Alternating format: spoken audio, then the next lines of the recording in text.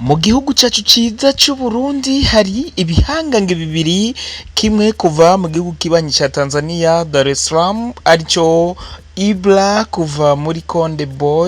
Konde Music Worldwide, ariko ntitutibagiye Jose Chameleone kuva mu gihugu kibanyi ca Uganda UG hariya anye Kampala. Ari Jose Chameleone umwe mu ba legend noneho bazi cyane ku mugabane wa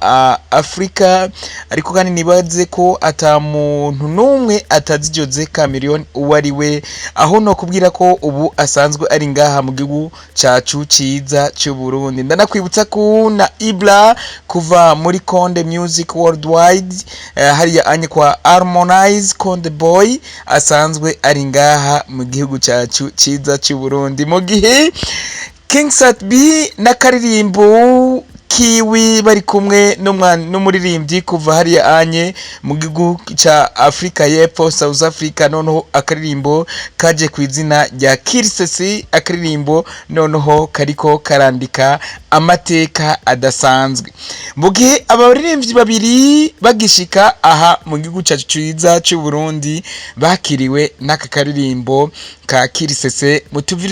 tuvyiniro nako dutandukanye, noneho mu magira atandukanye bagiye baracamwo bumva akaririmbo ka King Sat B Kirsesi kagenda gasamirana. Aha bikaba byahaye inguvu abaririmbyi b'abarundi, aho nabo banyamahanga bagiye barabona ko umuziki w'u Burundi nawo wifashe, aho n'abarundi noneho banawukunda cyane. Kirsesi rero akaririmbo kaje ku ngoma y'amapiano, akaririmbo noneho nako karirimbwemwo King Sat B ari kumwe no muririmbyi hariya anye gato cyane ndamuvuga izina kuva muri South Africa, aho akaririmbo kaje ku ngoma y'amapiano kariko karakora amateka cyane. Nanje nk'umusatirizi ndabisubiyemwo ndanavyemanze. Aka karirimbo n'akaririmbo kabisa kakoze amateka kariko karakorana ko amateka adasanzwe, ariko kandi nkakubwira ko akaririmbo kagisohoka hasohotse amajambo atandukanye bavuga ati why King Sat B ashobora gukora korabo n'uyu muririmbyi noneho akiri hasi cyane, noneho haba kuba subscribers kuri YouTube channel yiwe canke ku ndirimbo ziwe yakoze aho ziri hasi. Ariko kandi nkakwibutsa ko umuririmbyi gukora indirimbo hariho ikintu araba noneho eski indirimbo niyo muntu tugiye gukorana, uyu muntu indirimbo azoyikoramwo fresh, azoyigendamwo fresh. Ariko nkwibutsa ko akaririmbo kaje kuri YouTube channel ya King Sat B, aho abenshi bavuze ati eske Sat B niwe yasavye korabo uyu muririmbyi uyu muririmbyi Champulu Makenzo umuririmbyi tubona ko kumbure akiri hasi kuri YouTube channel yiwe. Ariko bikaba byatangaje benshi cyane, aho mu minsi munani mike cyane aka karirimbo kari ku babone canke ko nako sababone kari ku ma views 896. Akaririmbo kaje ku izina rya Kirsesi, akaririmbo aho kagenda karatambwa n'abadanseri batari bake, ariko kandi akaririmbo kagenda noneho kagenda karavuzwa mu buvyiniro butandukanye. Nkanakwibutsa ko mu ibi bihangange byose bibiri haba umurejande ari we Jose Chameleone, ariko kandi ari kumwe ni umuririmbyi noneho Ibra kuva muri Konde Music Worldwide hariya anye kwa Harmonize, aho bose bashitse mu gihugu cyacu ciza cy'u Burundi. Aka karirimbo noneho kari update noneho kanakunzwe cyane. Kanakwibutsa ko iyo muririmbyi Champulu Makenzo yakoranye n'indirimbo Kirsesi, aho umuririmbyi asanzwe afise ababone cyangwa aba subscribers 2,200 akaba afise video zose hamwe 18, aho byatangaje batari bake ati why not nako why kumburi why not nari subiye kuri wa mu rapere wacu Stilozof ati why kumbure Sadbi yoja gusaba korabo uyu muririmbi Shampuru Makenzo umuririmbi Shampuru Makenzo afise ababone bake cyane nk'aba ibihumbi 2360 na kuri video 18 akamusaba korabo. Ariko kandi gute muraba aho umuntu ageze mutaraba igikorwa umuntu yokorana n'umuntu kugira ngo ico gikorwa kize gifise quality cyangwa kize giteye imbere cyane. Much respect to you Sadbi King Sadbi kuko uraraba ico ushobora kuraba ukavuga ati iki gikorwa ntisunze uyu murivye tugira tugikorane nawe aho ageze canke icicaro arimwo nico ndimwo, ariko ninakorana igikorwa nawe kizoza gifise quality ndetse kinaryohera abatari bake. Hakubwira ko noneho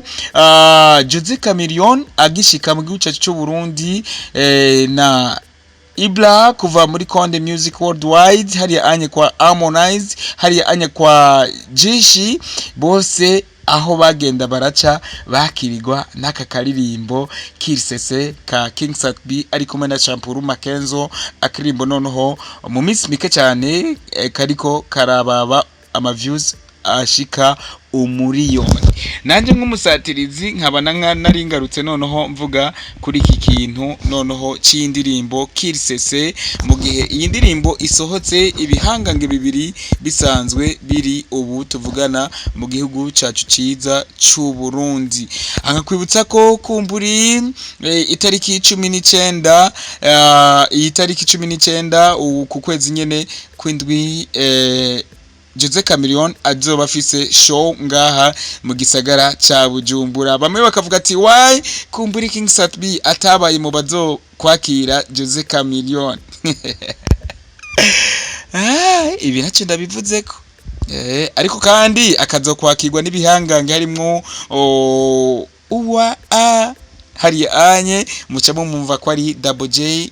hariya anye kuva muri Billman Boy ari kumwe na Kiriku Akiri n'abandi baririmbyi batandukanye bazokwakira umurejande noneho muri Afrika nzima muri rusangi Jose Chameleone. Ariko hari nk'abo babwira ati umuziki ndundi ugeze ahantu, umuziki ndundi noneho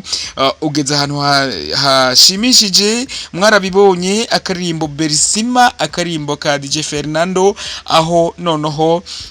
kakozwe remix kaja kuri YouTube channel ya hariya anya yande Eddy Kenzo kuva mu gihugu ca Uganda hariya anya UG, ariko ako karirimbo kakaba kagiye kuri YouTube channel ya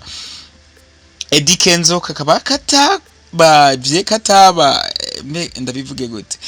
katanagerageje no gushikana views DJ Fernando yagezeko. Aha muca mubona ko umuziki ndundi ugeze ahantu, ariko kandi ababwire ko ubu tuvugana hari anye legend noneho muri Afrika nzima, noneho umwe mu baririmbyi bice tegererezo Jose Chameleone ubu asanzwe ari mu gihugu cyacu ciza cy'u Burundi. Butsa ko mwumva ko hari anye ntunze ya telefone, ariko kandi mugaca mumenya ko hari anye